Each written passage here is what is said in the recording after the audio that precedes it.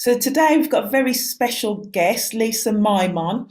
Liisa is a spiritual teacher and yogini, is an advanced teacher with Somananda Tantra School, an international organisation established to offer personal spiritual development through the ancient science of Tantra Yoga. So I'm going to leave the introduction there, Liisa, because I'd really love to hear from you in person around what you do and just have a great introduction to yourself. So thank you very much for joining us here on the show. So please share with us all what you do, who you are and what you do and why. Well, first of all, thank you for inviting me. It's very, very exciting always to connect with women and speak about topics that have touched me so deeply in my life. And yeah, it's a big pleasure. Thank you very much. Yeah. Well, I was thinking today, before starting, how to bring people and the listeners more into this topic that we are going to talk about. And I was thinking that I think I should start completely in a different way, or even my own introduction a little bit in a different way.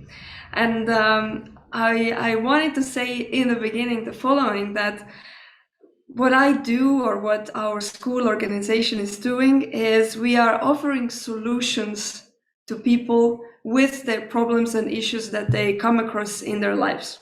We are offering solutions and ways how to improve yourself, to overcome challenges, to support yourself, your loved ones in different challenges of life. And there is a whole big spectrum what those things can be, right? So that's what I'm doing in a kind of in a nutshell.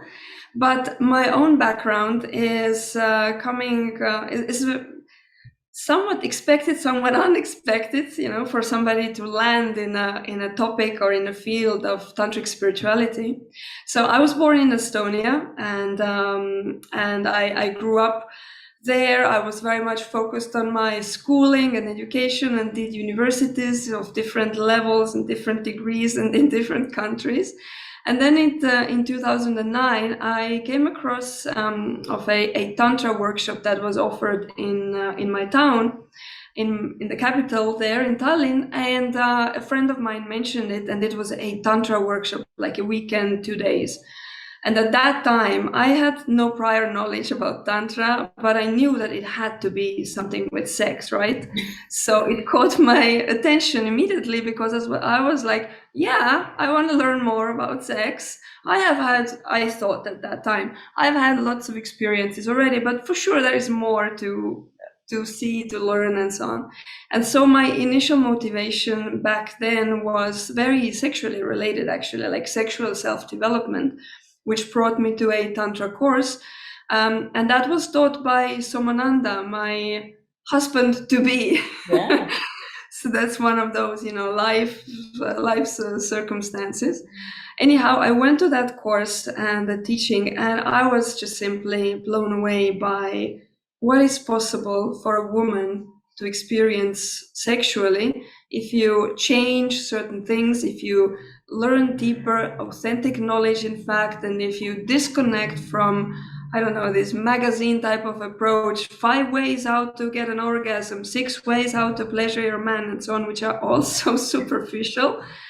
And I was feeling that for the first time in my life, I was 28 at that time.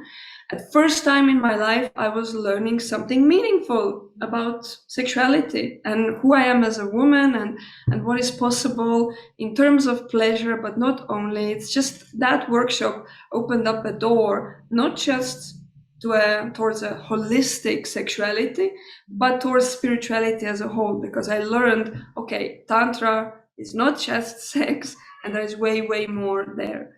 So I continued my studies with Somananda, and next to that, our personal relationship developed as well. We fell in love, we became a couple, and started living together. Later on, got married as well. And Somananda is my husband, but is my teacher as well. So under him, I've been studying now for over 12 years. And through those processes, developed myself to become a yoga teacher, a tantra teacher, and a tantra massage teacher, meditation teacher, like everything that tantra includes. So we are doing it together now. So my background was generally, I come from this background of wanting things very clear, very organized. I am definitely not somebody that you can say, oh, she's, up in the clouds, flower power or unicorns and rainbows. That's not my style at all, still isn't.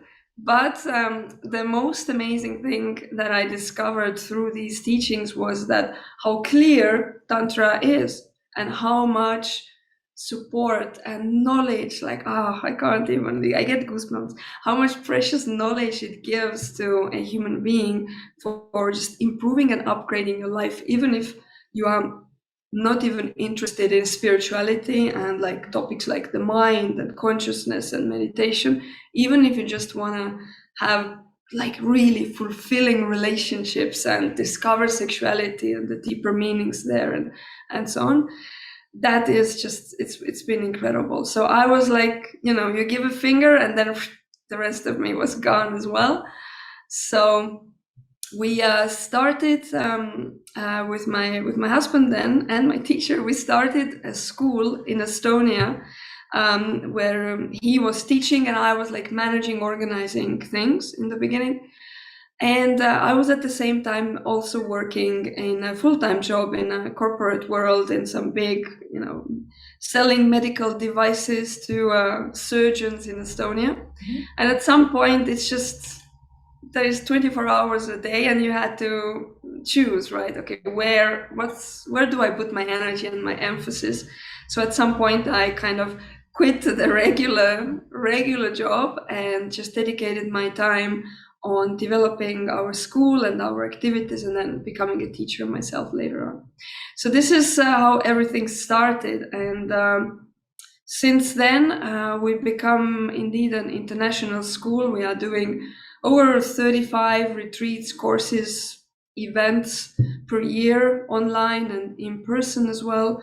And students from all over the world are joining those retreats, those events. And really, we've been doing statistics in every course that when people join, there's always at least like between 15 to 25 nationalities that come together regardless of where the course is taking place. And so this is what we do, teaching authentic Tantra, not the superficial kind, not the one that just talks about sexuality or just about looking deep in the eyes. Nothing wrong with that, but there's so much more. So yeah, I think this is the way I was introduced into Tantra and into spirituality as a whole, was through this sexual motivation initially. And I'm seeing this being repeated with lots of people who come to Tantra as well, or who come to our school, that's initially the motivation. And that's beautiful, in fact. It's really, really wonderful. If everybody would come to spirituality through sexual motivation, I mean, people would be happy, so much more happy and content. That's just like such a wonderful introduction, because it gives such a rounded picture, and stripping it right back to the beginning when you talk about the idea that you had that Tantra was just about the sex, and that's a very, very common misconception, isn't it? And it's certainly what I Absolutely, thought. yeah. My first introduction into the term Tantra or Tantric was through, I'd heard something or read something back in the 90s, Sting and his wife, Trudy Styler, did this Tantric sexuality, and I was like, oh, really intrigued. But I didn't really understand it. And it wasn't until a few years ago when I entered the world of Kundalini, and then even more recently, so last year, when I stumbled across your course, that everything sort of pieced itself together. And I thought, actually, it's much more than sexuality, much more than sex. Do you find that's a big misconception, that it's just tied to the sexual thing? Yes, very, very much so. We are working hard to correct that misconception, I would say. But indeed, it's not essentially bad that such a misconception exists, because at the same time, although it gives a very, very limited understanding of what Tantra is, at the same time, it also makes Tantra very attractive to people, because there's this desire to learn about sex for men and women, it's really intense. It's really there. However, then it depends a lot, where do you land with your interest? Do you land in a place or on a website or in a course where they speak about Tantra the right way, or do you land to a place where they speak about it in a very superficial and limited way? So the misconception absolutely exists, but it has its pluses and minuses. The reason why this misconception has come to be in the first place has to do actually with a bit of the hippie movement from the 60s and 70s.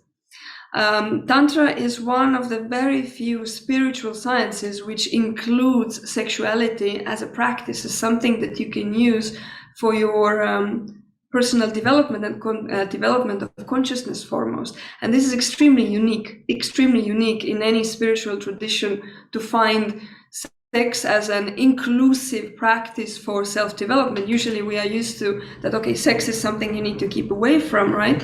If you look at most of the major religions in the world, which are certain paths on spiritual, in the spiritual direction as well, they say, you know, sex, do as little as possible. It's something to be ashamed of, something to be not to do at all. And if you are really a serious practitioner, then you become a monk or a nun and you are an ascetic altogether. So sex is not included. And most spiritual traditions are in that direction. Even we can say close to 90% of various spiritual traditions advocate asceticism in terms of sexuality. So Tantra doesn't do that. In fact, Tantra is just, this is so amazing about it, that Tantra is very inclusive. You can be sexual in a tantric way and use it for spiritual evolution, use it for energetic evolution and so on, and get deeper experiences through it and so on. So Tantra is originating from India and Tibet, in those areas, about 6,000, 5,000 years ago. But then it was during the 60s and 70s, you know, the hippie movement, the sexual liberation and everything that this time represented, that movement kind of discovered the sexual teachings of Tantra, which still kind of existed in India, and they exported it from India, imported it to the West, but only this part of Tantra and ignoring the rest of it. And they called it Tantra because it's the sexual, And it was, of course, very attractive and so on. And that's around this time was when this equal mark was made between sex and Tantra. And that's it. So from there on, it kind of stayed for the last several decades. But when you look at the authentic teachings of Tantra, like the original texts, in fact, there's many. There is Vijnana Bhairava Tantra, there is the Agamas, there is lots of texts which we talk about, we teach, and so on. And then you look at, okay, what is the content there?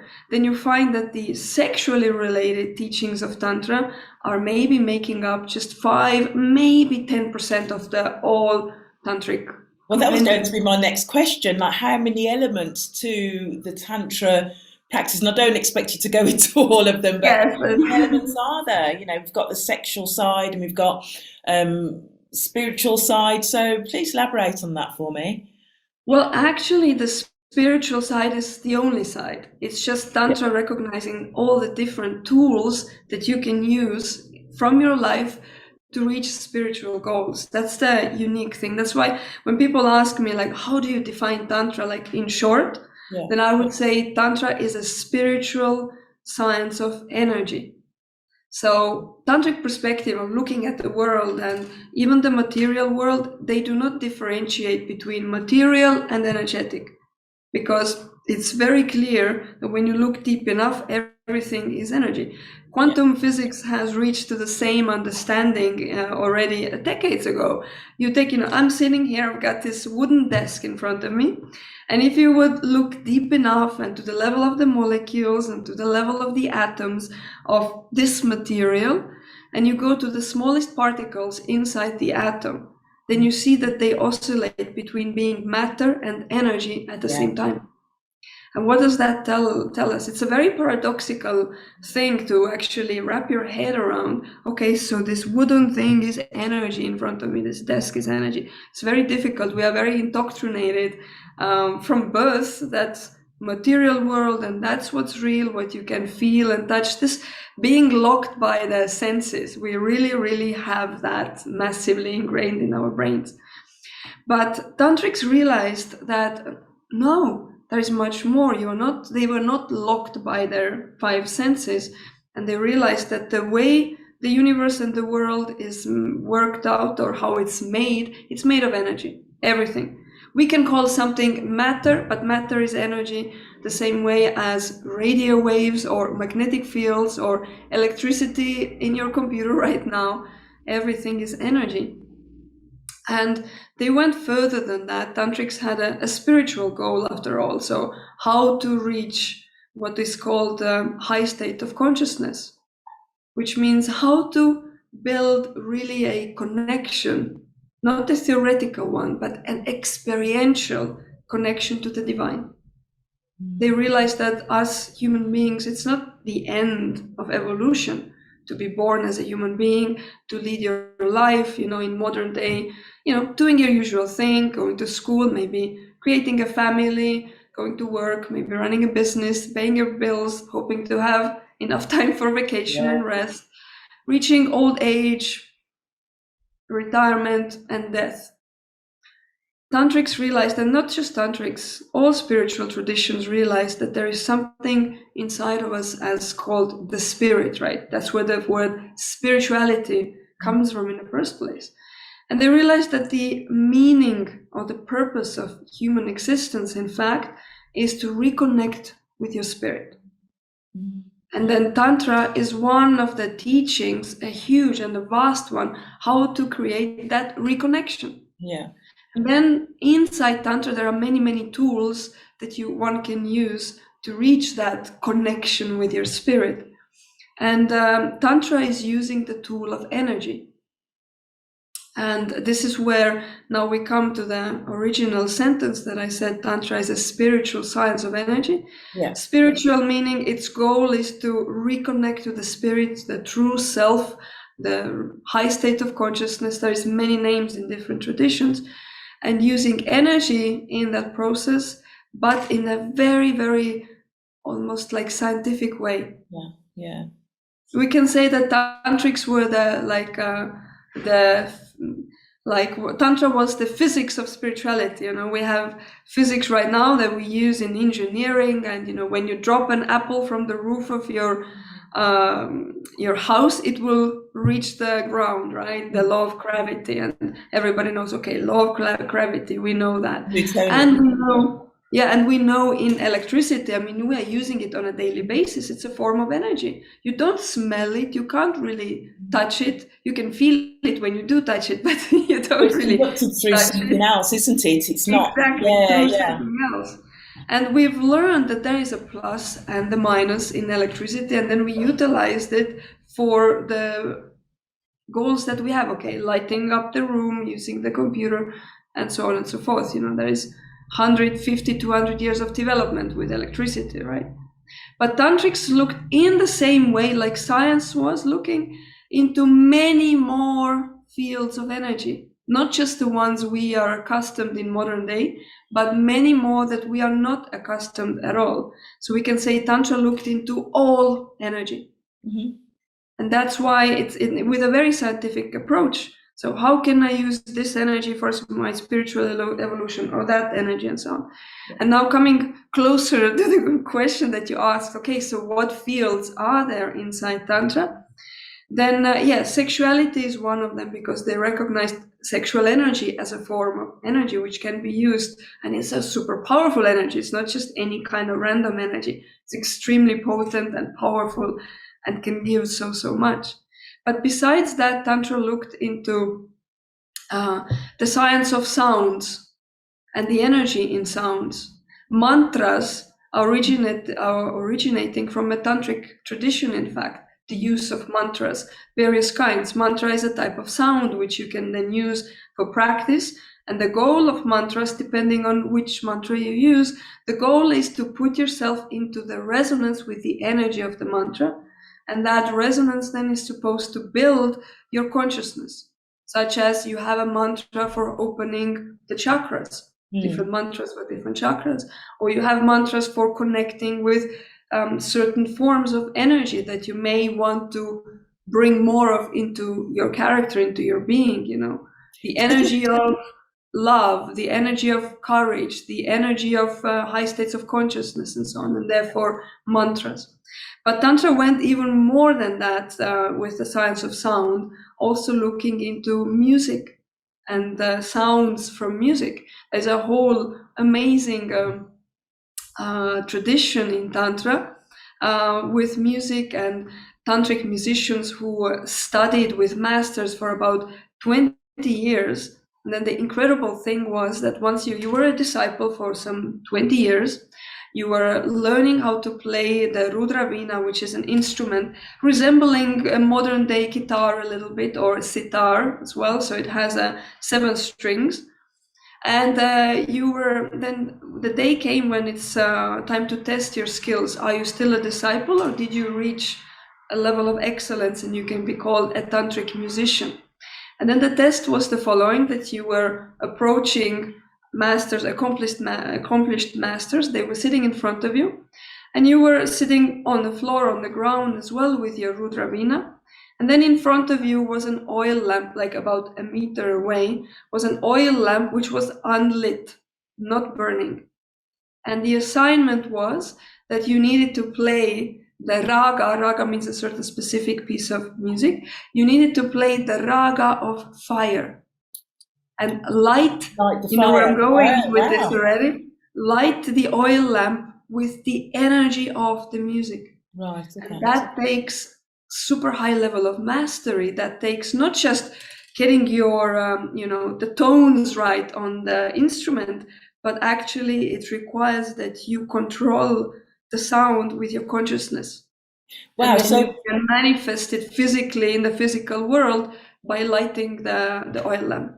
And wow. then So let me just, I'm sorry. energy. So just, I've got one question there then, because we always hear the ancient stories, don't we? We always hear what happened and you see it through the scripts and they come through time. Has anybody actually ever experienced that now? In modern times? I have not experienced, I haven't met a tantric musician yet who can do that, but I have experienced other fields from Tantra in a very powerful way, or seen masters who have powers which are amazing and with energy. Yes. Wow. The problem with becoming a tantric musician in modern day is that people don't have patience for such study. It's not something you can do like this, It's about, it needs to bring along a change of your consciousness. And that requires practice and dedication. And modern people are not very jumping on the opportunity to study something for 20 years or something like that. So that's the only hard work, isn't it? Because, when you hear about people, it's bad enough to try and jump into a meditation for 15 minutes, Exactly. But it's that level of mastery. It's how much you want to actually dedicate yourself to that. Exactly. So these are some fields. Tantra includes also the science of sacred shapes and yantras. There is one behind me, for example, different geometrical shapes and using them and their energy for spirituality. Continuing with sacred architecture, sacred dance, Tantra yoga. Hatha yoga, many people don't even know that Hatha yoga is a form of tantric practice using energy. Kundalini yoga is part of Tantra as well. The authentic original Kundalini is part of Tantra. It uses the Kundalini energy. And then there are lots of teachings about the control of the mind and concentration of the mind from Tantra, all the way to Kashmiri Shaivism, which is a kind of a spectacular name referring to the highest teachings of Tantra about the crown chakra, like very high meditation techniques, how to reach enlightenment. So all of this and everything in between fits into Tantra, basically. So starting from sexuality all the way to the divine connection. So it's very, very vast. Tantric astrology, another one. So it's wherever energy is included, Tantra is teaching about that. Yeah. Wow. So how long have you been involved in the area of, are you sort of, do you have expertise across all areas, or do you know, little bits about most of them and then you specialize in particular areas? How does that look for you? So usually in Tantra, even in ancient times, Tantric masters, nobody was excellent in every single area Mm, because it's so much. You mm, usually, you know something about everything and then you chose your path. yeah. Like, okay, I'm focusing on this and I feel like that particular way, let's say, works with mantras or hatha yoga or kundalini or sexuality, or maybe a combination of two, that this is my path, it fits my character, it fits my mind, and here is where I'm getting best results. So usually there is a certain focus that is recommended, and ancient masters had it as well. In our school, we are teaching almost all of the branches of Tantra that I listed, with certain exceptions. So some of them we are not focusing much on. We are teaching very deeply the sexual teachings of Tantra, the yoga of Tantra, and metaphysics. So meaning more the work with the mind and the higher chakras and the high states of consciousness. Yes. Okay. We use mantras a lot. We use yantras a lot. So it's like integrated. They are very much overlapping as well. Fields that we are personally in our school not focusing so much is, for example, sacred dance or astrology, tantric astrology. We teach a little bit, but not in depth. But the rest of it pretty much we cover it. Wow. So just so the audience are clear and I'm clear as well, you know, so mantras, are those the OMS kind of sounds? Are those what you're referring to with mantras? Or are you talking about This alpha, is, yeah. beta, This, theta? the one that you said, the Aum or Om mantra, this is the most famous one. It's used in many traditions by now, but yes, that's one example of Yeah. mantra. And then there is many others. There are so-called short mantras, which are just one syllable, or there are also long mantras, which consist of much more syllables. Yes. Excellent. So yes, mantra is a sound. Usually, it's not a word. Mantra doesn't have a meaning. You cannot translate it from one language to the next. People sometimes say that, oh, I'm singing mantras, but they do actually, they sing kirtans and bhajans, which comes from a more devotional practice of yoga called bhakti yoga.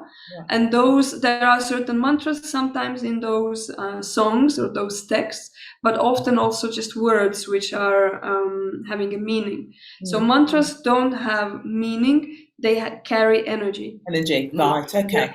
So that's used for that purpose. So talking more about energy then, there's a lot of, you know, you hear a lot about feminine and masculine energy, and you just say, oh, he's sitting in his masculine energy or sitting in the feminine energy. Can you explain a little bit more about that for us?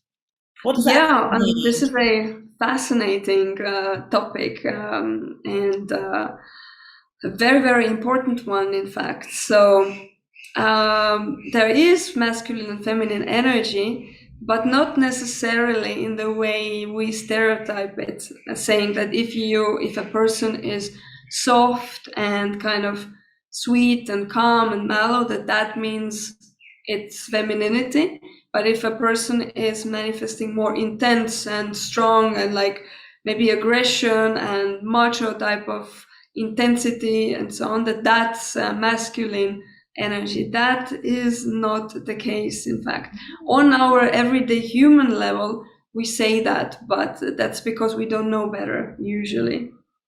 Well, first of all, this approach that masculinity, femininity, we need to disconnect from it the female anatomy and the male anatomy, and the kind of genders. We need to disconnect the genders from it because each gender can manifest both energies.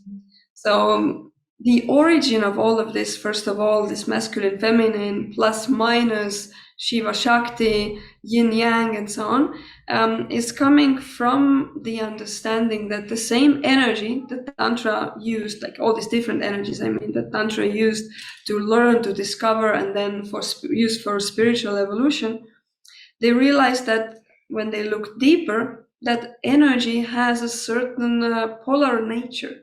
So each energy has a plus and a minus. As this, in Taoism, they call it the yin and yang, right?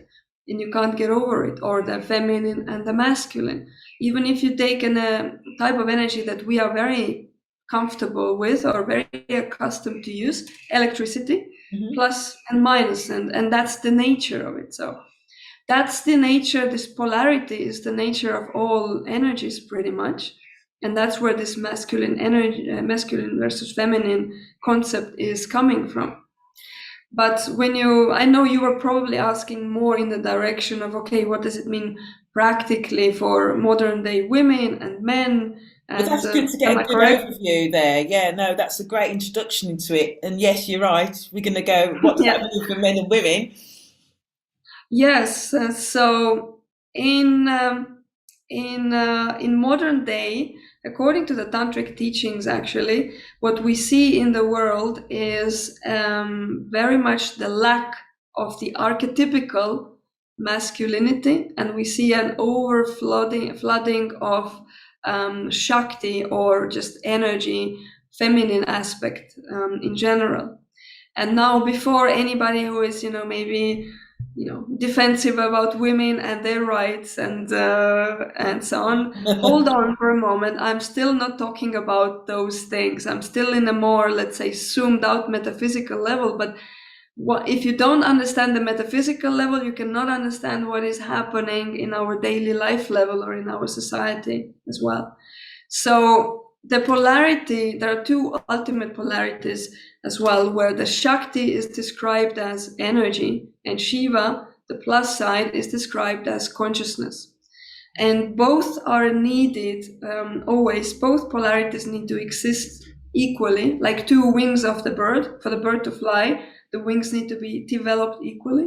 So both the energy side, the Shakti side, the feminine side, and the masculine side, the consciousness side, the Shiva side, need to be developed in harmony or in balance with each other for balance to manifest in the human life or in society or in the world. And according to Tantra, what we see in modern day, there is a lot of energy and very little consciousness. And how it manifests is that, according to Tantra, even aspects that we sometimes say, oh, it's a masculine quality, even aspects like being, tough or strong or leadership or, violence or aggression and all these things, is still a form of energy. Still a form of energy. And the consciousness part, the Shiva part, is what gives the ability to control the energy. When the Shiva part, consciousness part, masculine part, is underdeveloped, then energy goes bananas. It's like energy all of a sudden loses direction, loses meaning, loses purpose. But when there is a masculine side there, the consciousness side there, then the energy or the Shakti or the feminine aspect has purpose. It's kind of like Shiva, or masculine part, gives a center, like a fulcrum, and gives a purpose, and then the Shakti, the energy, fulfills the purpose. It's like two sides of the coin. Yes. So in modern day, we are living in a society, a lot, especially in the West, where these concepts have been turned a bit like topsy-turvy. Women feel that they've been, repressed by the men for hundreds of years, and it's a very male-dominated world, perhaps, right? Some people believe that. And it's very much kind of propagated, promoted in media and so on as well. Whereas the issue is much deeper than that. It's in fact both men and women in modern day both are lacking consciousness.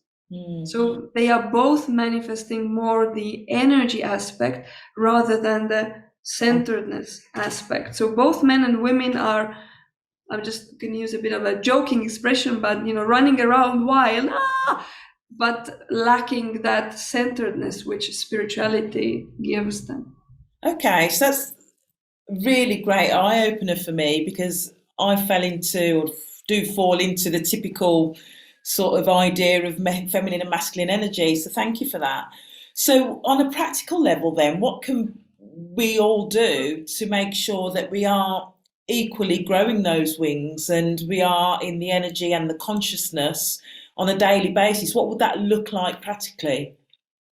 Practically, it would look like one learning about, for example, then either choosing Tantra as their method, as their teaching to follow, and then learning Tantric teachings. And practically, it means, okay, learning about Tantric yoga, learning about Tantric sexuality, learning about Tantric meditation techniques, applying them in your life on a daily basis, and then you will see results. The amazing thing with tantric practices, because they are using energy, it's kind of like you are gonna be the one who is riding, in the fastest lane with a Ferrari because you have the energy tank. And other traditions which are not using energy, you're still progressing, but they are usually much slower, more safe, but slower. Tantra has, if you crash a Ferrari, it's a bit of a bigger deal if you crash your donkey, right? But but the path of energy, that's the amazing thing, that when you start with authentic tantric practices, tantric yoga, meditation, sexual practices, and so on, you will feel effects and results in a matter of a couple of weeks already. In a matter of a couple of weeks. Sometimes even in a matter of a few days. And Wow. then And what, if you what would keep that on, actually look like? Would it just look yeah, like more vibrancy? Would it look like more focus? Share that. it will, yeah, absolutely. I mean, I'm seeing this. I experienced it myself. I'm seeing it in our courses with students all the time. Um, So the main thing that all these practices are doing is indeed they are starting to build up that missing side, this yang side, this masculine consciousness side. And once it starts building up, you will feel indeed, one of the first things is you feel more centered. You feel more balanced. You feel the second thing that happens very early on is that you feel emotionally like you can control your emotions. You Yeah. are emotionally becoming immediately more stable. Emotions and emotional expression is the energy side, is the Shakti side. You need to develop like your internal Shiva Hmm. to control your own emotions. And by controlling, I don't mean suppressing and never showing them. I mean controlling them. So you can choose. If I express something, I don't express, how far do I go? They don't overwhelm your life and they don't make you, stay in bed for a week and you're just feeling depleted and overwhelmed.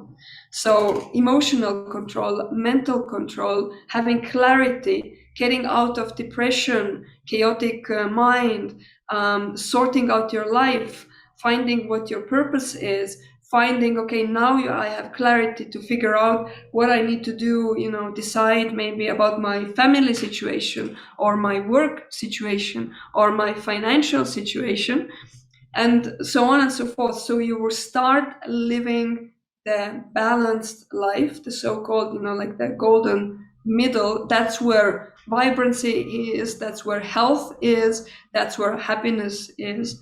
And Tantra gives those tools in an absolute super practical way. That's the things that I liked about it from the beginning so much, because as I told you, I'm not the kind of head with the clouds type of person. I wanted things that are clear and tangible and systematic. And Tantra brings that very, Wow. very much so. I mean, I can attest to that anyway, because I have done, one of your Taste of Tantra courses, and it just, even just that, the first day was just amazing because you just feel this sense of, well, I certainly felt this sense of hope and freshness and aliveness that, I was Hmm. feeling quite sluggish before that, and that's obviously why I sort of sought out and found yourselves. So just imagine weeks, days even of doing, Exactly. engaging in tantra practices, how that would make That's you the feel. exactly. That's the amazing thing with Tantra, that you don't need to, in order to develop in such a profound way, you don't need to give up anything that you may like, really.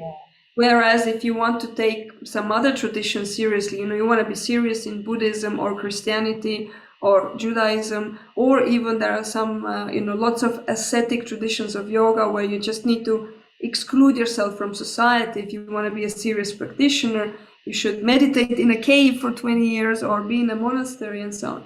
Tantra offers you solutions how right now in your daily life, you in London, having a family, having relationships, having business, enjoying beautiful gourmet meals with your friends from time to time, watching a movie from time to time, and so on, how all of that can be made as part of your spiritual evolution. Tantra, the sexual teachings of Tantra tell us how to cultivate sexual energy, how to not lose it, which regular sexuality inevitably causes us to lose sexual energy, to kind of, deplete it, but how not to do that and instead reach like high orgasmic states with Tantra. And then it's kind of like, do I choose the 20 years of meditation in the cave and having a bowl of rice per day? Or do I choose Tantra where I can make love and have sex and just enjoy everything fully? Or which way? Yeah. So. Wow, that's wonderful. So another thing that I want to ask you about is you hear a lot about people feeling blocked. Oh, I feel really blocked up. I've been told, oh, your energy's blocked. Like, what does that actually mean, and is it a thing? Well, yes, it is a thing, and Tantra again completely clarifies that aspect because it talks about the energy. It looks into the energy. It understands the energy. In modern day, however, there is a lot of superficiality with this. The word energy has become so mainstream. You see it everywhere, but in most cases you don't really find the depth of understanding behind that word. So when a person usually says, I feel blockage here and there, or I feel I don't have energy, or they feel like, oh, that person Johnny over there, I don't like Johnny's energy, and so on. So what they actually are talking about is a certain feeling inside, maybe some kind of intuitive feeling, which of course has energetic roots. And then the question is, okay, if you feel that you don't like Johnny or you feel stuck somewhere in your own being, what does it actually mean? What does it actually mean?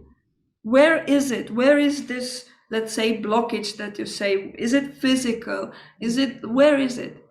Well, Tantra gives all these answers. Tantra clarifies all of this in a kind of engineering way. Because, first of all, what is maybe also a new piece of information, that all this knowledge about the chakras, the science of chakras, is in fact originating from Tantra as well. And Tantra has identified that there are energy channels in our being, much like in the physical body, we have blood vessels everywhere, right? And there is over 72,000 energy channels in our structure. And chakras are certain very important energy points or energy organs in our being. They determine, their well-being determines a lot about our physical, mental, and emotional well-being as well. So when a person says that, I feel somehow stuck, or I feel a blockage, or I feel this or that energetically, then it can very much be a real thing. That there is in fact an energetic blockage in your structure, because we are more than our physical body. We are energetic beings, in fact. And Tantra, there's a whole teaching in Tantra about the different bodies of a human being, starting from the physical, then the next one is the pranic body, then the next one is the astral body, then the next one is a mental body, and so on, and they interact with one another. In our physical life, regularly, we just focus on our physical body. That's the one, again, we can see and touch and feel and smell. Again, the five senses, right? It's because of the five senses that we say, okay, I am, my body is like this and my flesh and blood. But Tantra recognizes that absolutely there is much more. And our physical well-being depends on energetic bodies. So if there is a blockage, so-called blockage energetically in our structure, which means energy in that area of our being is not flowing, it's like stagnant, then over a course of time, that blockage energetically will cause a physical illness.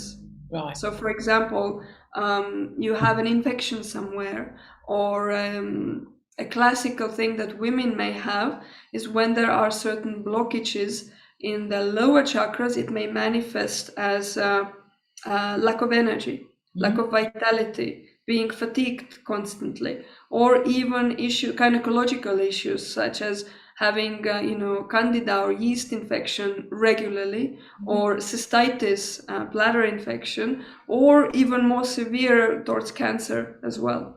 So all of those physical things that may always have an energetic reason. And Tantra addresses the energetic reason. That's why Tantric healing is so powerful as well, because it kind of like it jumps over the physical body, goes straight to the energy, has tools to fix the energy, and then that energy which is fixed will fix the physical body. Wow. That's the method. It's a different approach and a very, very powerful, very potent one. Yeah, I mean, it's a huge, as you said, it's a huge topic, and we can have a separate podcast just on that. I know. Well, hopefully we can make that happen, to sort of talk about one other thing. But I'm very conscious that we've been talking so much for so long, and I'd really love to give people the opportunity to come and taste what you do at Somananda Tantra School, like I have. It's made a huge difference to me, just 1 or 2 days. There are other courses that you do, but I understand that as a little introduction that you're offering a course. Will you tell us a little bit about that and how people can try you out? Yes, so I would be happy to meet the viewers of this podcast. We are offering regularly, usually every 2 months, there is a course which is titled Taste of Tantra. And it's a 2 days course, which is giving you an overview into all of the different branches of Tantra. It's kind of like a taster into the sexual teachings of Tantra, into the Tantric yoga, into the Tantric metaphysics, Tantric meditations, and so on. Tantric rituals, even, by the way, another big category in Tantra. So this 2 days, it's easily accessible. It's always on the weekends, Saturday and Sunday, and it has a very, very affordable fee as well. So the viewers, the listeners of this podcast are welcome to join our upcoming Taste of Tantra courses with a discount as well. So I leave it up to you to announce the code and the discount as well. Yes, we'll have a link in the bio and on the YouTube channel when we set that up, and on social. But no, very, very grateful. I'm sure lots of people will take you up on this because, I think it's the missing link in a lot of people's lives. And I think even for those that don't understand and aren't aware of it now, once they become aware of it, they will see this whole new world open up to them. So very grateful for that, Liisa. Thank you so much. So as we wrap up this show, can you share with us where we can find you on social and website, perhaps? Yes, very welcome. So our website is somananda.org. That's the website of the school. All the information is there. Also about the Taste of Tantra, just on the front page. You can register, and using the code podcast, you can receive 15% discount for the Taste of Tantra courses. So in social media, we are on Facebook. We have a private group called Live Somananda Tantra School. And in there, we are doing a few times a month free seminars and talks and discussions, meditations on all the tantric topics. We have an account also on Instagram and a YouTube channel, Somananda Tantra School, where lots of videos are there. So these are our primary channels. Excellent, excellent. So really looking forward to sharing this podcast episode with everybody out there. And thank you so much again for all of your amazing knowledge. It's just been, it's just like a drop in the ocean for what I know, so I'm This looking is forward so to fun. seeing you in further Yeah, I further can't wait. meetings and I need to get in-person myself booked retreats on. and so on. Yeah, for sure, because you've got a trip to Nicaragua, haven't you? I mean, obviously you're in Nicaragua Yes. now, but you've got Yeah, we are offering lots of lately. We are right now physically in Nicaragua, me and Somananda and part of our team. So we are doing retreats here in tropical location, wow. and so everybody's welcome No, to that'd have be a tantric amazing. experience in the jungle or next to the Pacific coast. I'm looking out my window, and there it is. Wow, I'm looking at the dark of outside Birmingham.